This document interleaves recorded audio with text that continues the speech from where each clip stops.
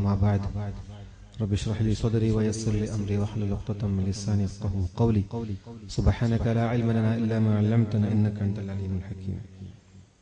ഏറ്റവും ആദരം നിറഞ്ഞ അധ്യക്ഷൻ KVK മുഹമ്മദ് ഫൈസി അവർകളെ, ഖാദി മുഹമ്മദ് മുസ്ലിയാർ, ഇവിടെ നമ്മൾ സംസാരിക്കുന്ന കേരളത്തിൻ്റെ പ്രഗത്ഭ പ്രഭാഷകനും പണ്ഡിതനും കേന്ദ്ര ഹജ്ജ് കമ്മിറ്റി മെമ്പറുമായ അബ്ദുസ്സമദ് കോട്ടൂർ സാഹിബ്, ബഹുമാന്യനായ MC മുഹമ്മദ് സാഹിബ്, അബ്ദുസ്സലാം കവി തുടങ്ങിയ വേദിയിലെ പ്രമുഖരായ നേതാക്കളെ, ഈ സദസ്സിലെ എൻ്റെ പ്രിയങ്കരായ സഹോദരി സഹോദരങ്ങളെ, സുഹൃത്തുക്കളെ, വളരെ ഭക്തിനിർഭമായ ഈ ഒരു ചടങ്ങ് ഇവിടെ സംഘടിപ്പിച്ച കീഴ്ശ്ശേരി മഹല്ല് ജമാഅത്ത് യുവജന സംഘത്തിന് ആദ്യമായി അഭിനന്ദിക്കുക.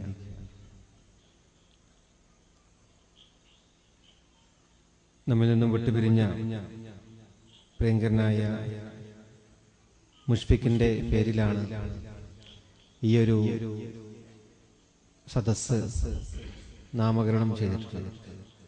നമ്മെ എല്ലാവരെയും ദുഃഖത്തിലാഴ്ത്തിക്കൊണ്ട് നമ്മിൽ നിന്നും അവൻ വിട്ടുപോയി മാസങ്ങൾ കഴിഞ്ഞിരിക്കുകയാണ്. ഇന്നും അവൻ നമ്മുടെ ഓരോരുത്തരുടെയും മനസ്സിലൂടെ കടന്നു പോകുന്നു. ഒരുപാട് സ്വാധീനം ചെലുത്തിയ ഒരു ചെറിയ യുവാവാണ്. യുവാക്കൾക്ക് മാതൃകയായിക്കൊണ്ട് ഇന്ന് ഏതൊരാൾക്കും സംഭവിക്കുന്ന ഒരു സത്യമാണ് മരണം. എല്ലാ സൃഷ്ടികളും മരണത്തിന്റെ രുചി അറിയുമെന്ന് പരിശുദ്ധമായ ഖുർആൻ നമ്മെ കേൾപ്പിച്ചിട്ടുണ്ട്. പക്ഷെ ചില മരണങ്ങൾ ഇവിടെ വലിയ ഓർമ്മകളായി, വലിയ പാഠങ്ങളായി ചരിത്രം സൃഷ്ടിക്കുന്ന മരണങ്ങൾ നമ്മുടെ മുമ്പിലുണ്ടാവാറുണ്ട്. അതിലെ ഒരു മരണമാണ് നമ്മുടെ പ്രിയങ്കരനായ മുഷ്ഫിഖിന്റെ മരണം. ആയിരങ്ങൾ തടിച്ചുകൂടിയ ഈ ഒരു സദസ്സ് തന്നെ അവന്റെ പേരിൽ നാമകരണം ചെയ്യുന്നു. അവനെ ഓർത്തുകൊണ്ട് അവരുടെ സ്മരണയിൽ ഇവിടെ പ്രഭാഷണം നടത്തുന്നു. ഇതിലൊക്കെ വലിയ മഹത്വമുണ്ട്. അല്ലാഹു അവന്റെ പാരത്രിക ജീവിതം ധന്യമാക്കി കൊടുക്കട്ടെ.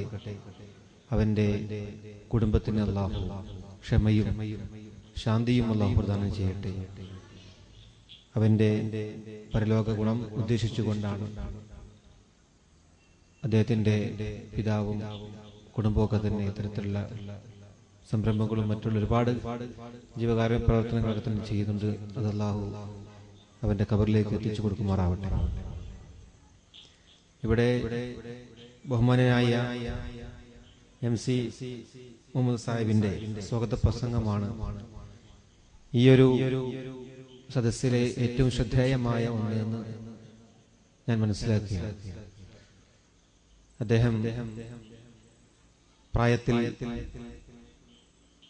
കൂടുതലെന്ന് തോന്നിക്കുമെങ്കിലും വളരെ യുവത്വത്തോടു കൂടി അദ്ദേഹം ഇവിടെ ഒരു പേപ്പർ ഇവിടെ അവതരിപ്പിച്ചു. കാലിക പ്രസക്തമായ നമ്മുടെ സമൂഹം നേരിടുന്ന ഒരുപാട് വെല്ലുവിളികളെ അതിജയിക്കുവാൻ ഒരു മഹല്ലിന് എത്രത്തോളം സാധിക്കും, അതിന്റെ ഒരു ശ്രമമൊന്നോണം ഇവിടെ പരീക്ഷിക്കപ്പെടുന്ന ഒരുപാട് പദ്ധതികളെ കുറിച്ച് അദ്ദേഹം ഇവിടെ വിശദീകരിക്കുകയുണ്ടായി. ഇന്ന് രാവിലെ അമൃത TV റമസാനോട് അനുബന്ധിച്ച് ഒരു ഇന്റർവ്യൂവിൽ പങ്കെടുക്കാൻ സാധിച്ചു. അതിൽ ഒരു സിനിമ മേഖലയിൽ പ്രവർത്തിക്കുന്ന ഒരാളായിരുന്നു ഇന്റർവ്യൂ ചെയ്തത്. അദ്ദേഹം ഇന്ന് രാവിലെ ചോദിച്ച ഒരു ചോദ്യത്തിന് ഒരു വലിയ മറുപടി ആയിക്കൊണ്ടാണ് ഈ ഒരു സദസ്സിനെ ഞാൻ കാണുന്നത്. അദ്ദേഹം ചോദിച്ചു, മുസ്ലിം സമൂഹം ഇന്ന് ഏറ്റവും കൂടുതൽ ധൂർത്തിന്റെയും സ്ത്രീധനത്തിന്റെയും അത്തരത്തിലുള്ള എല്ലാ തിന്മകളുടെയും പേരിലൊക്കെ തന്നെ മുസ്ലിം സമൂഹം പോകുന്നു. ഇതിനെന്താണ് ഒരു പരിഹാരമായി താങ്കളുടെ സമൂഹത്തിന്റെ നേതാക്കൾ കാണുന്നത് എന്ന് ചോദിച്ചപ്പോൾ ഒരു നിമിഷം നാവിടറിപ്പോയി എന്നുള്ളത് സത്യമാണ്. പക്ഷേ ഞാൻ അറിയാതെ പറഞ്ഞുപോയി, മഹല്ല് കേന്ദ്രീകരിച്ചുകൊണ്ട് ഒരുപാട് പദ്ധതികൾ, സ്ത്രീധന വിരുദ്ധ ക്യാമ്പുകൾ, അതുപോലെ യുവാക്കളെ നന്മയിലേക്ക് നയിക്കുവാനായുള്ള ബോധവൽക്കരണങ്ങൾ, അങ്ങനെ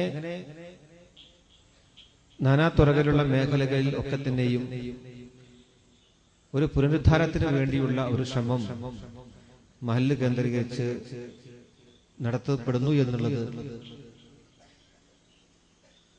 നമുക്കറിയാവുന്ന, നമുക്ക് പലർക്കും അറിയുന്നില്ലെങ്കിൽ ആഗ്രഹിക്കുന്നവരാണ്.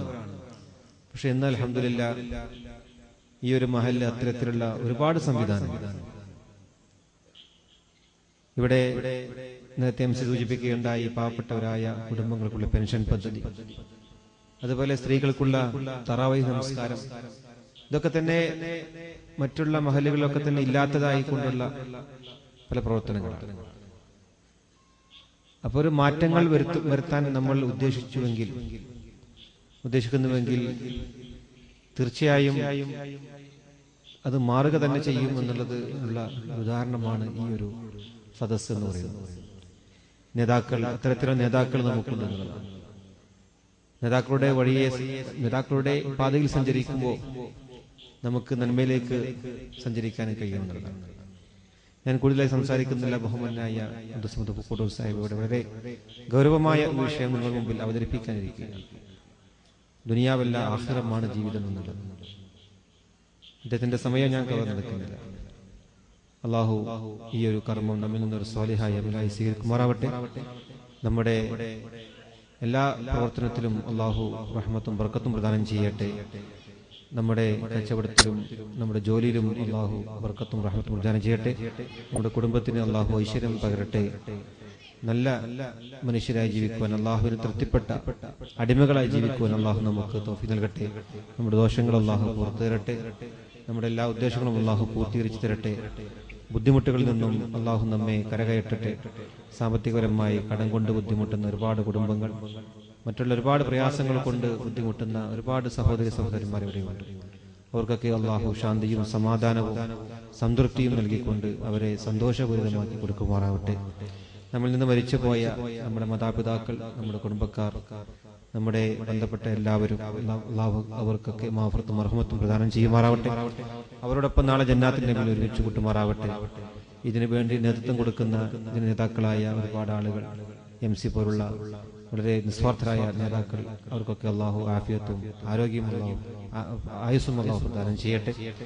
നല്ല നിലയിൽ അവരെ നമ്മളെ നയിക്കുവാൻ അള്ളാഹു അവർക്ക് തൗഫീഖ് നൽകുമാറാവട്ടെ. ഈ ഒരു ഇവിടെ ഒരുമിച്ച് കൂടിയപ്പോൾ നാളെ ജന്നാത്തിന്റെ മേലും അള്ളാഹു നമ്മൾ ഒരുമിച്ച് കൂട്ടുമാറാവട്ടെ എന്ന് പ്രാർത്ഥിച്ചുകൊണ്ട്, ഇവിടെ മുഫ്ലിഹിന്റെ പേരിലാണ് അവന്റെ സ്മരണയിൽ ഇനി യുവാക്കൾക്ക് ഒരുപാട് പാഠമുണ്ട്.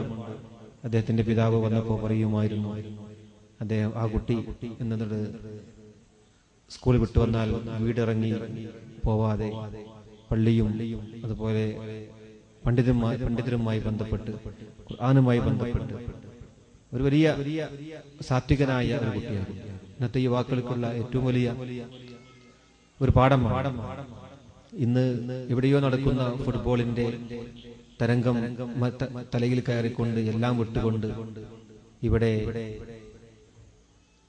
അഴിഞ്ഞാടുന്ന ഒരു സംസ്കാരം നമ്മുടെ യുവാക്കളിലേക്ക് വരും. അതുപോലെ എന്റർടൈൻമെന്റിലേക്ക് കൂടുതൽ കുട്ടികൾ പോകുന്നു, തിന്മയിലേക്ക് പോകുന്നു. ഇവിടെ നേരത്തെ സൂചിപ്പിച്ചതുപോലെ ഒരുപാട് തിന്മയിലേക്ക്, മദ്യത്തിന്റെയും മയക്കുമരുന്നിന്റെയും അടിമകളായി നമ്മുടെ വിദ്യാർത്ഥികൾ മാറുന്നു. അങ്ങനെയൊക്കെയുള്ള ഈ സാഹചര്യത്തിൽ നന്മയിലേക്ക് ക്ഷണിക്കുവാനുള്ള സമൂഹം വൽതകും മിൻകും ഉമ്മത്തുൻ യദ്ഊന ഇലൽ ഖൈർ എന്നാണ് പരിശുദ്ധമായ ഖുർആൻ പറഞ്ഞത്. നന്മയിലേക്ക് ക്ഷണിക്കുന്ന ഒരു സമൂഹം നിങ്ങളിൽ ഉണ്ടാവട്ടെ. ആ ഒരു സമൂഹമാണ് നാം എന്നുള്ളത് തിരിച്ചറിഞ്ഞുകൊണ്ട് അവർക്കാണ് വിജയം എന്നുള്ളതും പരിശുദ്ധമായ ഖുർആൻ പറയുന്നു. അള്ളാഹു ഇത് നമ്മൾ സ്വീകരിക്കട്ടെ എന്ന് പ്രാർത്ഥിച്ചുകൊണ്ട് ബിസ്മില്ലാഹിർ റഹ്മാനിർ റഹീം എന്ന വചനം മോദി ഉദ്ഘാടനം നിർവഹിക്കുന്നു. അസ്സലാമു അലൈക്കും വറഹ്മത്തുള്ളാഹി വബറകാതുഹു.